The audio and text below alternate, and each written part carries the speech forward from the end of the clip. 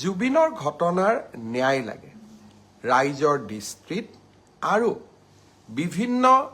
পুলিচৰ হাতত অহা নথি পত্ৰৰ দৃষ্টিভংগীৰ পৰা শ্যামকানু মহন্ত সিদ্ধাৰ্থ শৰ্মা আৰু কেইবাজনকো আমি বহুত কথা সুধিব লাগিব আইনে আইনৰ ৰাস্তা ল'ব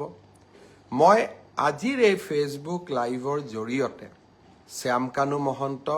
আৰু সিদ্ধাৰ্থ শৰ্মাক ক'ব বিচাৰোঁ যে আপোনালোকে জনতাৰ ধৈৰ্যৰ সৈতে খেলিবৰ বাবে চেষ্টা নকৰিব 6 অক্টোবৰ তাৰিখে আমি আপোনালোকক অসমত বিচাৰিছোঁ পূজাৰ কেইটামান দিনৰ বাবে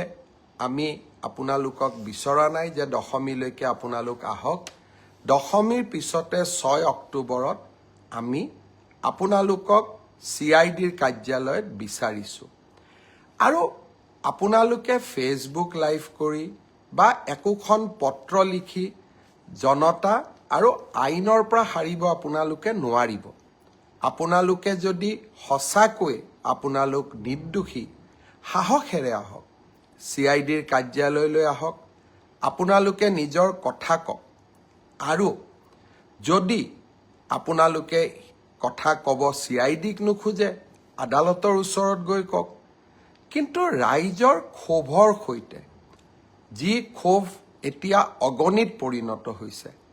ক্ষোভৰ সৈতে আপোনালোকে খেলা নকৰিব মই অসমৰ মুখ্যমন্ত্ৰী হিচাপে আপোনালোকক স্পষ্ট সকিয়নি দিব খুজিছোঁ যে অহা 6 অক্টোবৰৰ তাৰিখৰ দিনা